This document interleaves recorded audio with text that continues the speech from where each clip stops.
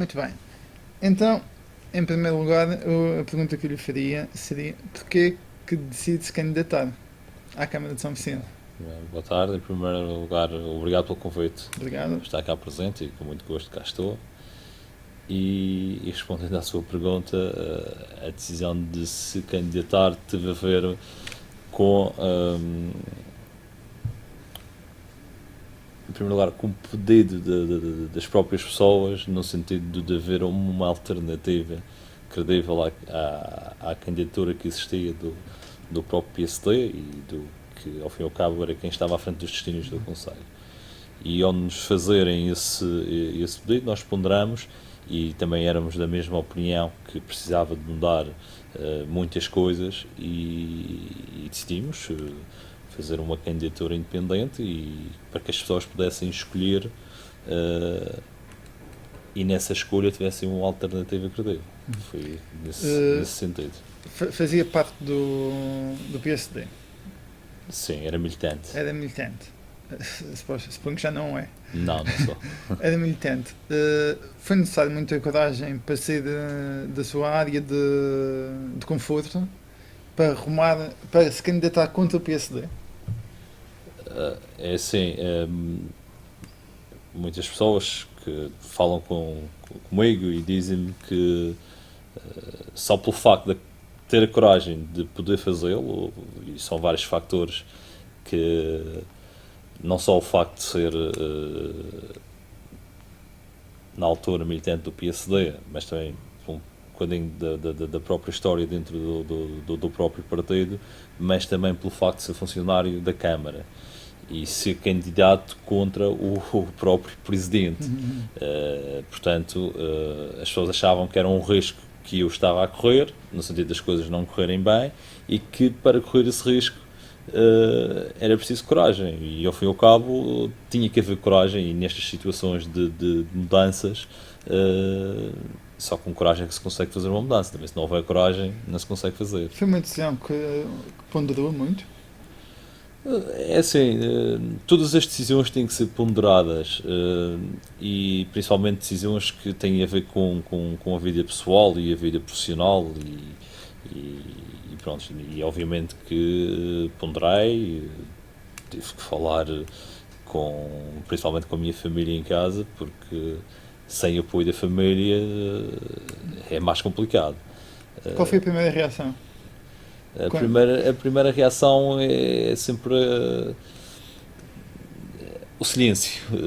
Tipo, vamos ver o que é que vai ser a ideia. Mas depois o apoio que eu tenho, não só em casa, mas sobretudo também daquelas pessoas que estão comigo atualmente no Executivo e que outras pessoas que nos ajudaram e muitas pessoas anónimas também que nos ajudaram, nós sentimos aquele conforto daquela da própria população de São Vicente e aí as coisas são mais fáceis. Teve muita dificuldade em escolher a equipa. Não, foi a coisa mais fácil. Até porque eu digo sempre, eu estou com a equipa que eu escolhi. Portanto, ao contrário de certos partidos que às vezes, ou de certos presidentes que pertencem a partidos políticos que vão com equipas impostas. Tu vais, mas tem que ir aquele ou tem que ir o outro. Não, eu tenho a equipa que escolhi. Felizmente foram os primeiros, as pessoas que eu convidei aceitaram à primeira, não tive Ninguém rejeitou. ninguém rejeitou, não teve que ir a segunda opção, portanto são tudo primeiras opções e acho que o importante nisto tudo é que nós estamos todos juntos no sentido de conseguirmos levar um concelho e uma população para a frente, e principalmente agora devido a estas situações socioeconómicas e que no Conselho Rural ainda são mais difíceis e é preciso trabalhar bastante para conseguirmos levar avante o nosso objetivo e o nosso projeto. Que Câmara encontra? Nós, assim, encontramos uma Câmara que infelizmente a nível financeiro não está nas melhores condições, mas isso já o tinha dito, até porque trabalhava lá, sabia mais ou menos como é que aqui se encontrava. A nível financeiro e a nível das próprias contas, está um bocado difícil, mas nós, com muito trabalho, vamos conseguir dar a volta por cima. Mas há alguma situação que tem conhecimento que foi uma surpresa para si? A nível financeiro, por exemplo. Sim, há situações que eu já sabia que iriam acontecer, obviamente, e disse-o até na altura da campanha eleitoral, que o que mais me assustava era a dívida não contabilizada, a dívida oculta, que é aquela que não aparece nas contas. Às vezes, mesmo a nível da empresa, ou a nível da autarquia, ou a nível do governo, fala-se em contas e apresenta-se os documentos e as prestações de contas e uma série de coisas, mas tudo aquilo que não está contabilizado não aparece. E o que me assustava mais era isso, e infelizmente é isso que nós temos vindo a ver, só que evidentemente a auditoria é que irá pôr tudo em pratos limpos. Fez a auditoria também quando foi para. Foi um dos seus primeiros decisões? Seja uma Sim, auditoria. nós decidimos, ainda não está adjudicada a própria Sim, sim. auditoria, nós temos a consultar umas empresas de auditoria e agora vamos fazer o próprio procedimento de adjudicação para fazer a auditoria às contas da Câmara. Mas nós decidimos fazer isto por uma questão de clarificação, não só daquilo tudo que foi dito para trás, mas para nós mesmos, de nós sabermos, nós pegamos numa autarquia que estava nesta situação, auditada, ali com a própria auditoria, e daqui a 4 anos nós dizemos a autarquia está nesta situação. Portanto, clarifica o executivo anterior que está para trás como deixou, clarifica o novo executivo como pegou na autarquia e irá clarificar daqui a 4 anos, quando acabar este mandato, nós podemos dizer à população aquilo que eu disse, pegamos na autarquia nesta situação, deixamos, ela está nesta situação. O que preocupa é a dívida oculta, o que a auditoria pode vir a descobrir, o que nem saiba. Preocupa-me, assim, eu já sei mais ou menos qual irá ser o resultado da auditoria. Agora, obviamente preocupa-me ver faturação ou trabalhos feitos que não estão comprometidos, além de ser uma situação grave a nível financeiro, para nós preocupa-nos, porque ao fim e ao cabo são dívidas da própria autarquia e nós somos agora o novo executivo, vamos ter que assumir. Isso, agora, temos que ver de quem é a própria responsabilidade e imputar responsabilidades que são do executivo anterior e daí de dizer que é uma questão de clarificação. Como é que classifica, se pudesse classificar o trabalho do Dr. Jorge Romeira, enquanto Assim, esteve à frente da Câmara? eu não vou classificar eu acho que o trabalho de um autarca não deve ser classificado por outro autarca. O trabalho de um autarca é classificado e julgado pela população quando vai a votos. Portanto, eu vou ser julgado daqui a 4 anos. O Dr. Romeira foi julgado agora nestas últimas edições. Portanto, o julgamento foi aquilo que as pessoas que são cientes e a população são cientes entenderam. A quando da sua candidatura e ainda na campanha, tentaram convencê-lo a sair da corrida à Câmara? Isso são, obviamente, que sim, já o disse até noutra entrevista, que era prática até do próprio partido. Evidentemente, se há concorrência, é mais difícil vencer, e se não houver concorrência é mais fácil ganhar, e evidentemente que houve alguns telefonemas, mas já passou. E neste momento, como presidente já, há cerca de 2 meses, quais são as suas prioridades para o Conselho? Não, evidentemente as nossas prioridades têm a ver com os problemas socioeconómicos que a região e o país atravessam, e eventualmente também o Conselho de São Vicente.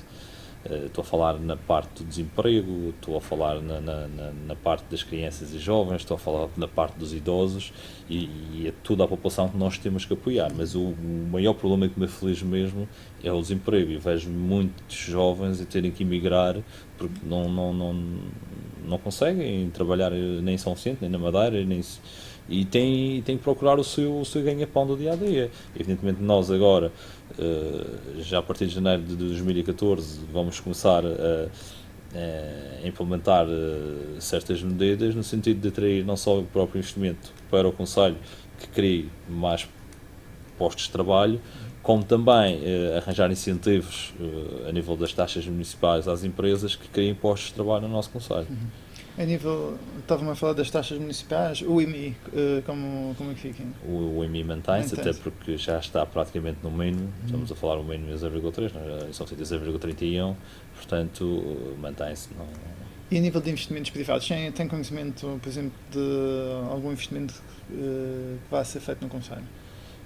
A nível de investimentos privados, além de nós tentarmos que sejam feitos esses investimentos no Conselho, há conhecimento até de um empresário com origens em São Vicente que não está radicado cá na Madeira, mas que já anda há vários anos a tentar fazer um investimento na terra natal dele, mas nunca consegue por burocracias, a nível do próprio PDM, a nível, e que teve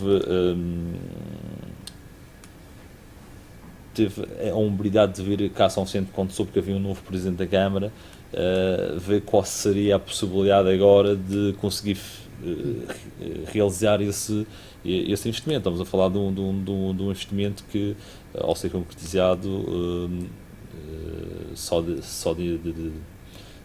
postos de trabalho diretos, estamos a falar à volta de 30 postos de trabalho diretos. Portanto, o Conselho como São Vicente é muito bom, sem falar nos postos de trabalho indiretos depois que cria à volta deste próprio investimento. Agora nós temos, é a própria autarquia tomar as decisões para poder viabilizar esse projeto.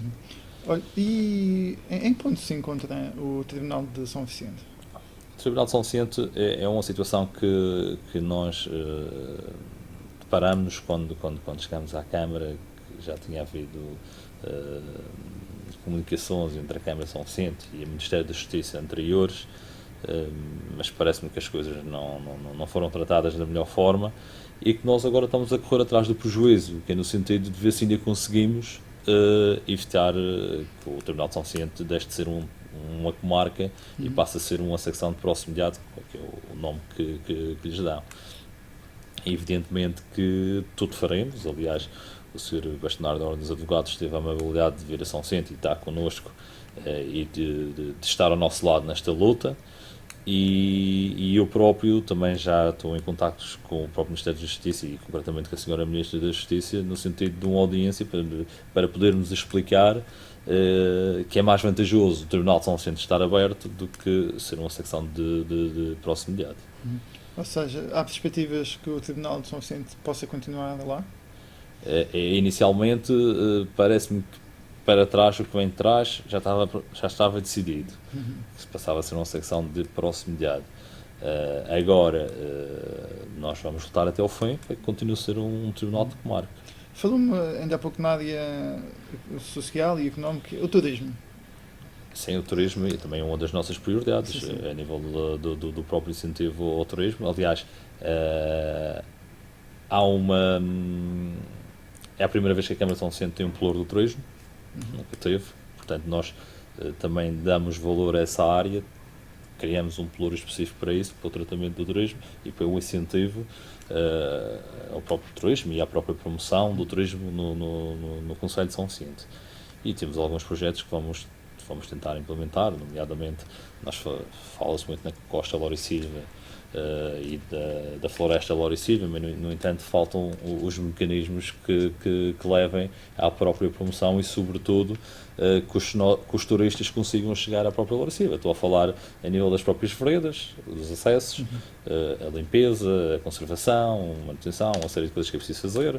Falo da própria toponímia, a identificação das veredas, falo do roteiro turístico que tenha lá as veredas e que consigam chegar à própria floresta, que neste momento, portanto, um turista chega a São Vicente, vai a uma unidade hoteleira, diz que quer visitar a Floresta de Lauricílva, portanto, o funcionário do hotel diz, vai por aqui ou vai por ali, mas o turista fica na mesma. Se tiver um roteiro turístico devidamente concretizado, que identifique as veredas de acesso, que as próprias veredas tenham a própria toponímia e estejam identificadas.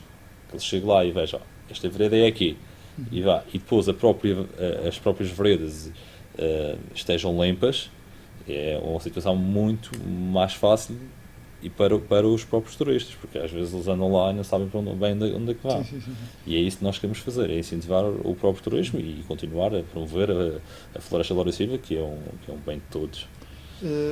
Falou-se, quando da inauguração de uns túneis, que algumas dessas vias tiraram eventualmente alguns turistas do centro da vila. Notou isso? Isso de facto aconteceu? É assim, o que eu notei e tenho visto é que São Vicente, infelizmente, tem sido um local de passagem e não um local de estadia. Portanto, são os turistas e os autocarros turistas e turistas com viaturas particulares alugadas que passam e nem param praticamente em São Vicente. É um local de passagem para o Português. E o que nós queremos fazer é inverter esta situação. Que São Vicente passa a ser um lugar distinto, que os turistas parem, visitem a Vilha de São Vicente, que até é uma das vilhas a nível histórico e a nível da própria boniteza de uma vilha, e que almoçam em São Vicente, que dinamizem a economia local, mas se eles não param, não se consegue fazer isto. E já tem.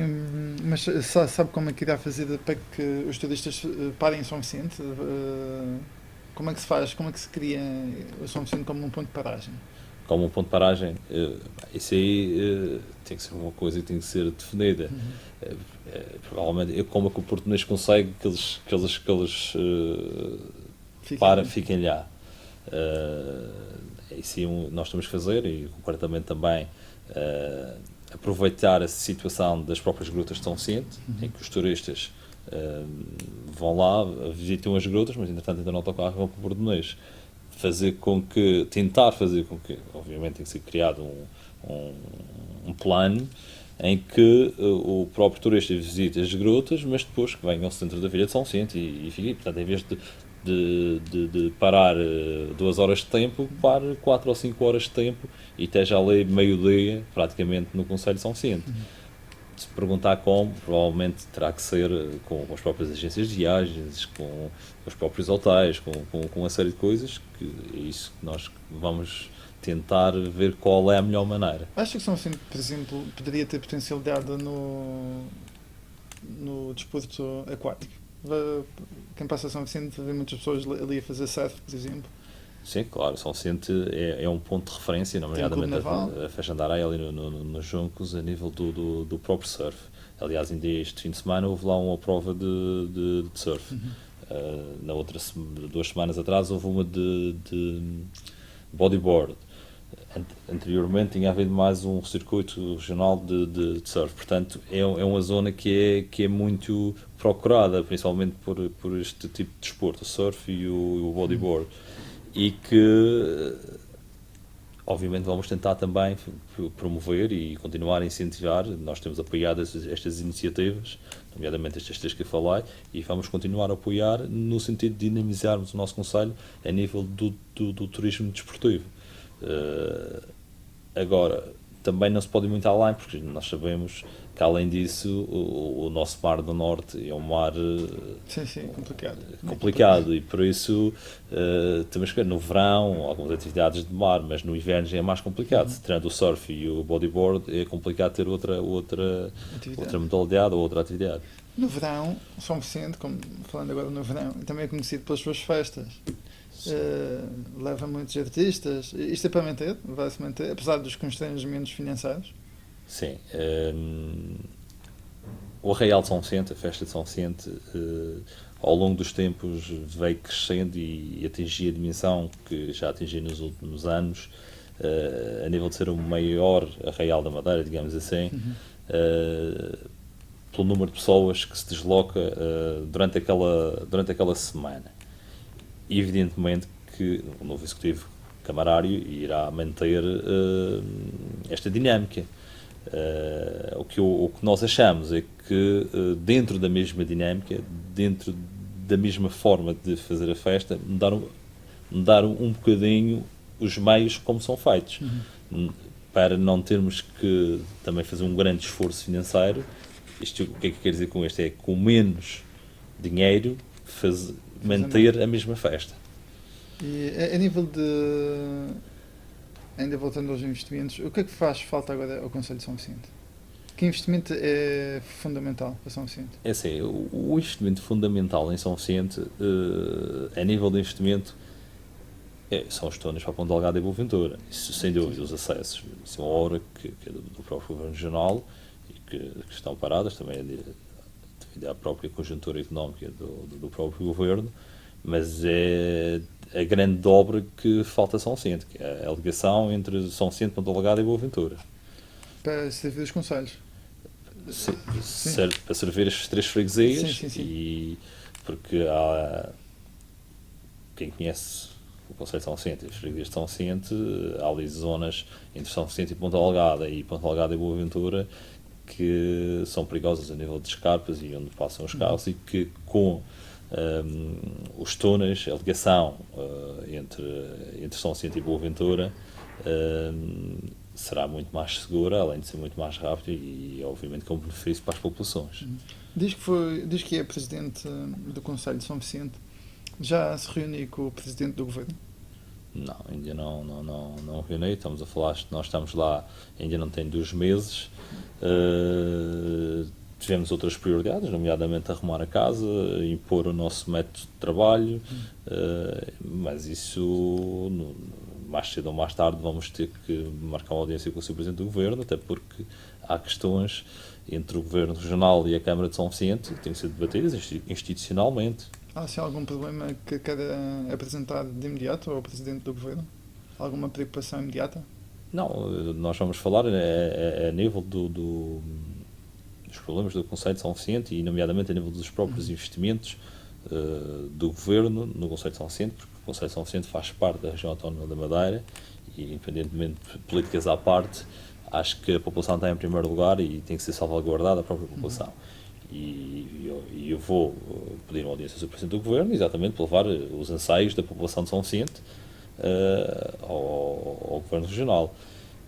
E uma das questões que eu vou falar é no sentido daquilo que falei há bocadinho, que é uma das obras que nós achamos, não só nós, Executivo Camarário, como a população de São Vicente, principalmente a população de Ponte Delgada e Boaventura, que são a própria via expressa entre São Vicente e Boaventura.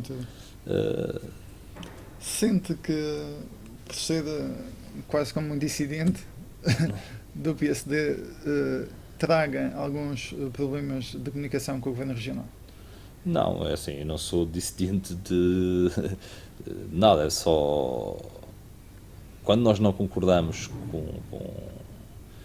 com a certa política que é feita em relação, neste caso, a nível local, ou concordamos com as próprias escolhas, ou nem tem a ver bem com as escolhas, tem a ver com projetos a nível local, não quer dizer que nós sejamos dissidentes de uma ideologia ou de outra ideologia. O que nós somos um grupo de pessoas.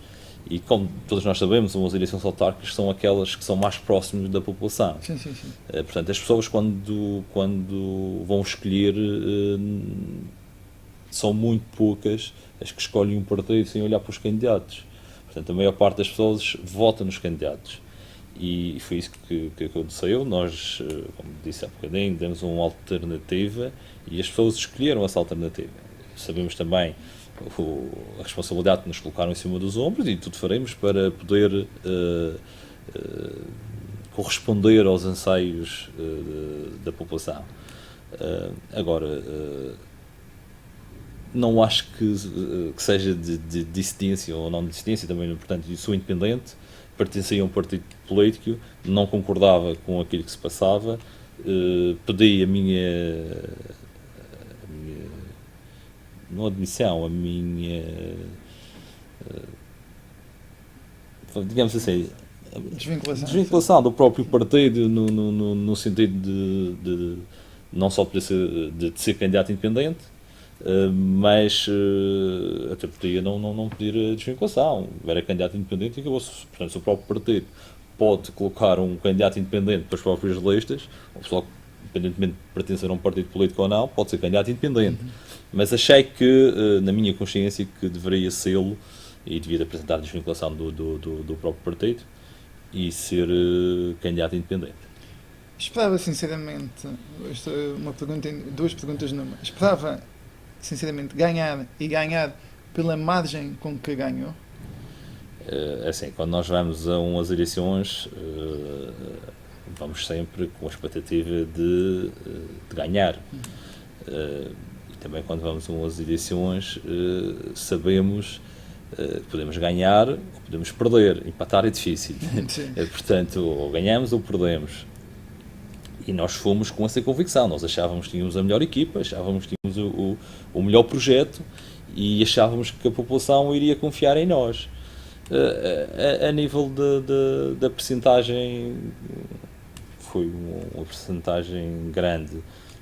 Obviamente que isso é a responsabilidade das pessoas. Foi o número de pessoas que achou que deveria confiar em nós, a percentagem das pessoas que acreditou em nós e nós respeitamos essa decisão. Se eu achava que poderia ganhar com tanta diferença, pelo que nós andávamos no terreno e sentíamos das próprias pessoas, até poderíamos achar, só que ficávamos sempre com o pé atrás, no sentido, será que é isso mesmo que vai acontecer? Será que não é? Portanto... Ficou surpreendido com a saída que as pessoas fizeram à rua no dia das eleições, quando souberam dos resultados, junto à sua sede de campanha. Eu tive a oportunidade de passar lá e verifiquei que a estrada estava fechada, estava muita gente na rua. Isso surpreendeu? Sim,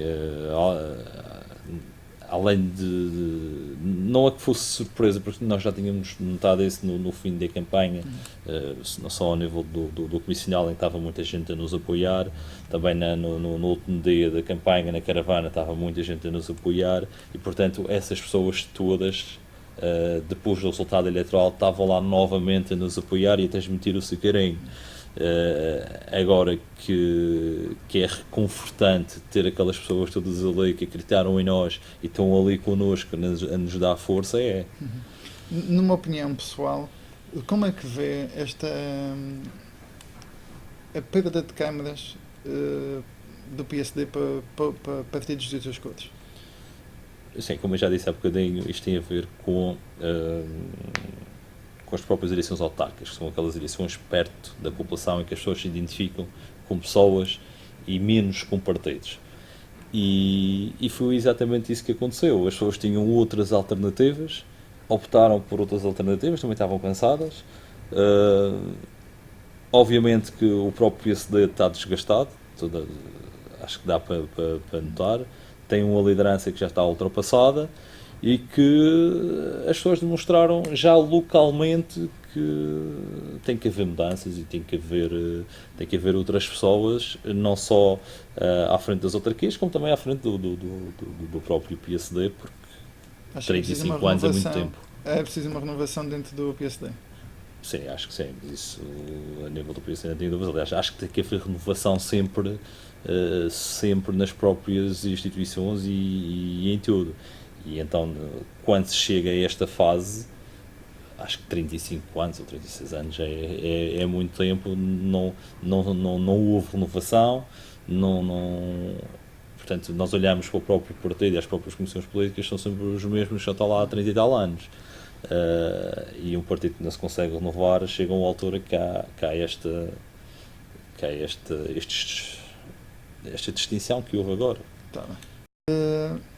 Por fim, a agricultura, muita gente no Conselho de São Vicente trabalha e vive da agricultura. Há alguma preocupação nesse sentido das agriculturas? Sim, inclusive uma das preocupações deste executivo camarário é exatamente os agricultores. Estamos a falar, mais de 60% da população de São Vicente vive da própria agricultura e que nós vamos apoiar, nós vamos estar mais próximos dos agricultores, inclusive não só com um pelouro também da agricultura, que é para podermos tentar resolver o problema dos próprios agricultores, como também de um próprio gabinete de apoio ao agricultor na autarquia, em que os agricultores saberão que só deslocarem lá vão ser apoiados, vão ter alguém no próprio gabinete que os ajude a resolver os seus problemas do dia a dia. E também a agricultura é uma prioridade também. Sim, estamos a falar dos sectores que o Conselho de São Vicente são predominantes, que é o turismo e a agricultura, e que nós, para estarmos mais próximos dessas duas áreas, criamos, no caso dos agricultores, o pelour da agricultura e o gabinete de apoio à agricultura, e no caso do turismo também um pelour do turismo, no sentido do próprio incentivo às empresas que se dedicam a esse ramo no Conselho de São Vicente e também à própria promoção do Conselho. Ok. Muitíssimo obrigado. Ok, obrigado eu. Obrigado.